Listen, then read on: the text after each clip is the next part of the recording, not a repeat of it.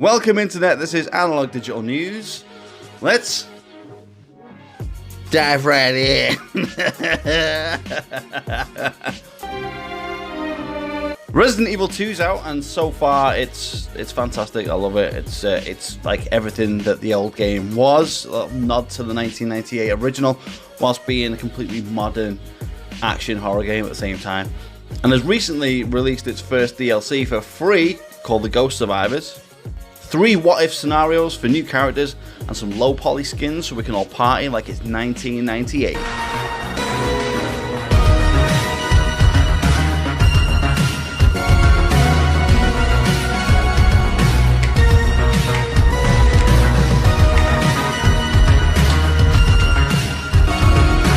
Fuck now.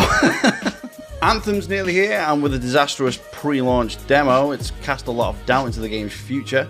Will EA's futuristic AAA action shooter have much of a future at all once people have got their hands with the game and realise that it's not worth the hype? I mean, hype ruins a lot of things anyway. I mean, Apex Legends came out of nowhere and is like the breakout hit of 2019. I'll get to that in a minute though. Sci-fi director Neil Blomkamp made a short film in the lead up to the game's launch, which turned out to be a 3-minute trailer for the game. I don't know, I like Neil Blomkamp's directing style. I don't think anybody does a gritty used future visually like Neil Blomkamp does, because say what you want about Chappie, and I mean District 9 is an outstanding film. Elysium, I don't think it got the credit it deserved. I think it's underrated. I absolutely love that film. Chappie was decent. I quite enjoyed it. It was more of like a gritty reboot for like Short Circuit. But on seeing that he'd directed a short film, and that's what it was pitched to us as, a short film, it is ultimately just a 3-minute trailer with just hitting cheesy action sci-fi plot beats, and it was over before it really got started. But you know, it's nice to see some of Blomkamp's cinematography come to life again, because it's been a while since we've seen any of his projects on screen. Yeah, so Apex Legends is the breakout hit of 2019 from EA and Respawn, the developers of the Titanfall series. And Apex is amazing, but as good as the game is, can we just address the pricing of the cosmetic items in the store? You're looking at up to 20 quid plus just to get like the epic skins that are on there. The pricing's just a bit off. The scaling of the pricing is just a bit offset for me, and just seems a bit too much. I mean, I know EA's behind the scenes pulling the financial strings, and the investors and shareholders want some fast cash. And I know it's a freemium game.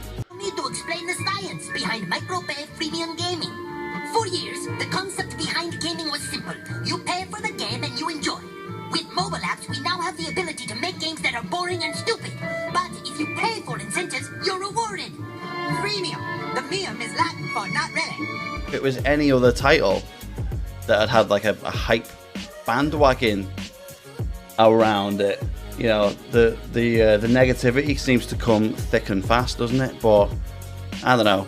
While we're on the topic of Apex Legends, some of the characters seem a bit familiar, don't they?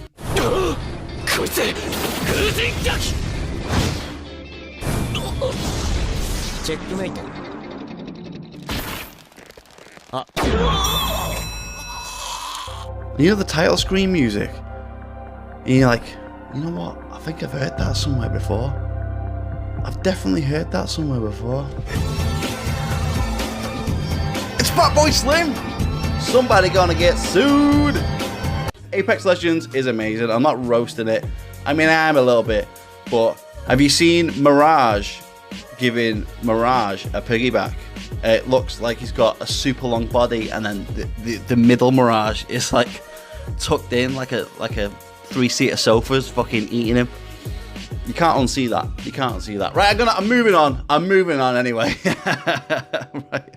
So it's no secret that Sony's pulled out of EA like someone hooking up on a first date without protection. But the signs are showing that first-party devs are working on next-gen games. And it's looking like Microsoft are going to go big this year at E3. I reckon 2019 we're going to get some huge announcements for hardware from Sony and Microsoft about the next generation consoles. It's weird to think that we're actually at the end of this current generation. The time's gone so fast. I think I got my PS4 in like 2013, and yeah, it's just it's been a good generation. I don't think it's ever been. There's never been a better time to be a gamer. Now that I think once the Wii came out in 2007 and turned non-gamers into gamers with like motion control, bowling and stuff, it just made gaming more accessible. And I know the rise of mobile gaming and microtransactions and all that freemium stuff. Think about all the money. Here, have a bump of coke.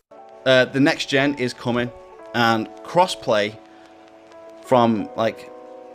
I know that Sony have been dragging the heels on crossplay, and only like Fortnite and Rocket League are currently actual crossplay games for this generation. I think we'll see some kind of there'll be some kind of chargeable mechanic, I feel, for next gen, where if you want to play crossplay, you gotta fucking pay for it, man. You're gonna have to. I don't know. I've just got a feeling that you go, oh, you want to play with your mates on Xbox, then like a one-time fee of $5.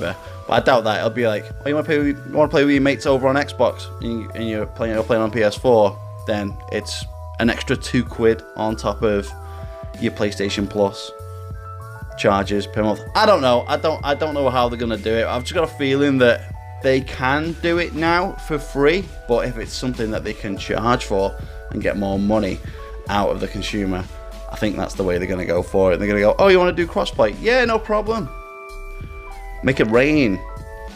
So, yeah, we'll see anyway. And I will update you once we find out more about hardware releases and launch dates, scheduling and all of that. Anyway, movie news. James Gunn's making Suicide Squad 2 after some time away from Disney, dropping him after some old tweets got him into trouble. And confirmed to be the director of Suicide Squad. Yeah. Don't worry. Margot Robbie's Harley Quinn is going to be in it. And comic book man and professional death dodger Kevin Smith starts filming his Jay and Silent Bob reboot on the 25th of Feb. I just hope off the back of this, I hope it's successful. I'm going to watch it. I'm a massive fan of Kevin Smith and Jason Mewes and the View Askew cinematic universe. I hope that he manages to get a green light for Mallrats 2, because who doesn't want to see Mallrats 2? I fucking love Mallrats. It's one of my favourite comedy films of the 90s. You stink palm. Stink palm. You take your hand, you stick it in your ass like this. You've been walking all day and you're all so nervous, so no doubt you'll be sweaty as hell. You should see yourself right now, a grown man with his hand down his pants. Yeah, I probably look like my old man. Hey, fellas! Well, if it isn't my neighbor. Mr. Spinning, how have you... Damn, would you feel that iron grip handshake? Like Burt Reynolds and shit. Speaking of cinematic universes, Will Smith has confirmed on social media that he and Martin Lawrence are in works for Bad Boys 3, making Will Smith a new member of the Two Trilogies Club. And Smith recently took to YouTube to tell the story about how he turned down the role of Neo in The Matrix. Check out his video. And he explains the whole thing. It's quite interesting. Will Smith's a likable guy, but he's made some pretty duff choices in his career as well. He turned down Neo in The Matrix to go and do Wild Wild West of all things. Everyone knows how that film turned out. Even though the song by Cisco was pretty awesome, like probably the best thing about that whole project was.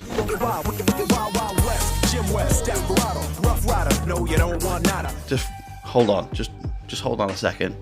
Can we just address the potential CGI abomination that's going to happen in Aladdin when Will Smith gets his chance to fill the shoes of Robin Williams in this summer's live-action version of Aladdin? What is it with blue CGI that Hollywood can't get right? It's crazy to me. Look at this.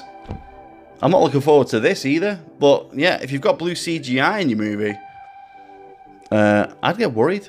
And Robin Williams, that's some difficult shit to replace. Robin Williams is a legend and one of the greatest comedy actors of all time.